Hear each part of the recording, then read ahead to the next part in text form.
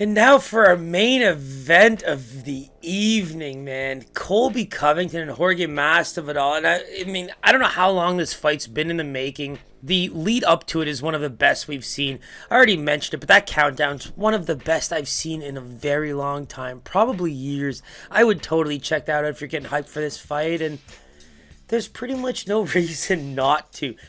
The things that you want to take away from this is what do they actually still know about each other and what have they gotten better at? To be honest, you have to give Colby a bit of an edge here. He's the one that's gone to a different camp. He's the one that came up with American Top Team and got to train so closely with Jorge Masvidal and other people at American Top Team. And now he's out with the MMA Masters. I mean, MMA Masters and ATT don't really get along that well anyway. I think a lot of fighters from MMA Masters have made their way over to ATT, Amanda Nunes probably being one of them. But that's where Colby's finding a lot more of a home right now. And you think about how much they're probably helping him with the ground game, the judo, and the grappling style that can kind of complement his wrestling. That's where you're going to see how good Colby is as an MMA fighter this weekend. I think that Jorge is going to have really good boxing as he always does, but Colby's striking, I don't like doing the MMA math thing too much, but let's look at the Kamaru Usman fight for both these guys. I mean, Colby definitely looked pretty good. I mean, the striking game was there. He was hitting Usman pretty well. And then you look at the George fight, and I mean, I don't know. I think that there was opportunities to think that George found some success in the first round, but at the same time, I think Marty has relative success in the first rounds, and then he just takes over from there. So it's one of those things for me where, Colby had a lot more success. Colby was able to deal with the strikes for a lot longer. I mean, the broken jaw aspect of things might have been the reason they had to stop that fight. That's where, for me, as much as we hate MMA math, it's just like two guys who are getting better at striking in both Colby and Kamaru. And Masvidal was the guy that helped train Colby and also looked completely, out on his feet against Usman in that next round. So I'm really struggling to see where people are giving Colby a lot more credit as a striker, whereas George is going to stand his ground there. I really do think he's going to have what it takes over the course of a 5-round fight, but the wrestling, the new additions, of what can that judo addition, what can the added BJJ aspects of things from MMA Masters bring to the table for him? I think you saw a bit of it in the embeddeds, you saw a bit of it in his training videos. There is added aspects to his game, but George and Colby know each other to a much, much bigger level. And I heard one person make a great comment, right? Forget the skills aspect of this fight.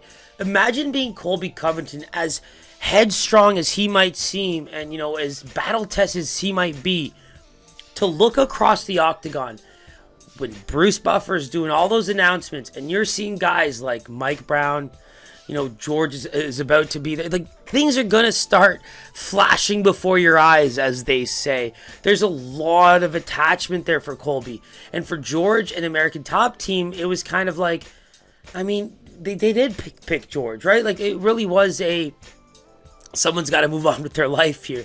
And Colby has to face that fact. Colby has to look across from the octagon and look at that. And that has to play a part mentally for someone who just relied on a group of people so much to help him get to where he needed to be. So outside of the skill, there's just so much weight on this fight. And for me, I think George has always dealt with those situations a bit better. I think that Colby is a fairly emotional guy, but he doesn't show it in the octagon, and that much I will give him. He's very technical.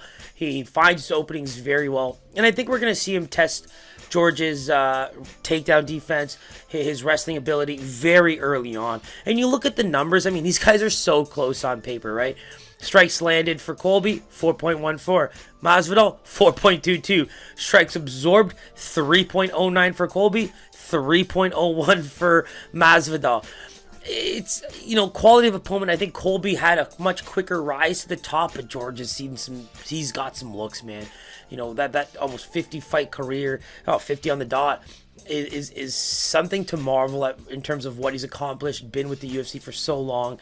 That's where things really do stand out for me. And like, let's even look at the takedowns, right? The grappling. Takedown accuracy, Colby, 46%. Masvidal, 59%.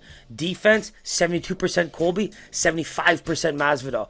I think there's going to be a lot of tests for Colby to see, can he get those hips swinging, or is Masvidal going to be a step ahead? And vice versa, is Masvidal going to set up strikes, or is Colby's movement and newly found striking game going to be a bit of a problem? I just think that it's a lot closer than people would give it credit for, I think, but I think Colby's going to be a pretty big favorite here. You talk about the Usman fights, you talk about the backing that he has from public perception.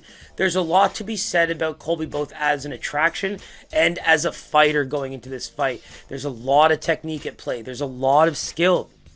And he's shown it off a lot in the last little while. Whereas with Masvidal, it's been a little hit or miss. And, the Diaz fight was probably the big one that really shot him to the top. He had such a great performance. But again, it's Nate Diaz.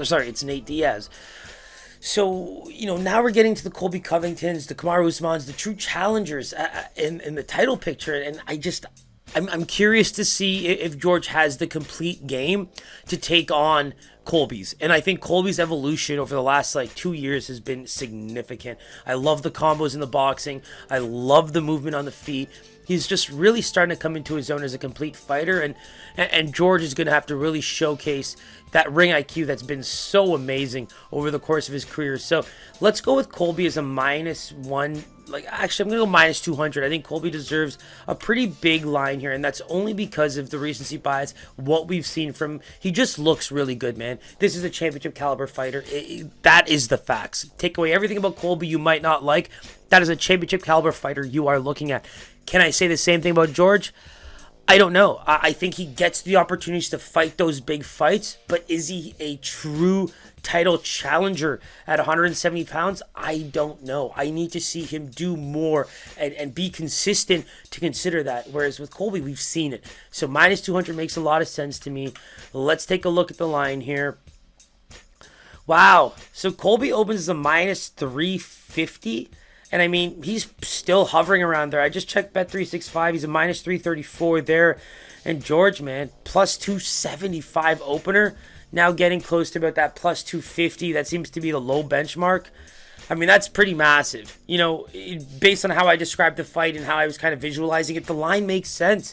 It's just George is going into a fight against the guy who looked extremely good at a borderline unbeatable champion. And now George, who was knocked out by that same guy in a vicious way where he was supposed to have such superior striking, now takes on the guy that had a very close fight with him. That's the only reason I think the MMA math plays a 5 to 10% portion into this fight, because there is very significant tape to go on that, both with these guys training with each other, but then fighting the champion so close together in terms of scheduling. There's a lot to be said. I cannot wait for the rest of this week. It's going to be so fun. And as always, guys, picks will be up on Twitter and Instagram probably after the weigh-ins. I just need that beautiful little graphic from the UFC, and we'll get it up as quickly as possible. Busy weekend. We got Andrew Scholl's ticket, so stay tuned for that. I'll be posting about it on my Instagram account. But yeah, this is going to be a crazy fun weekend. UFC 272.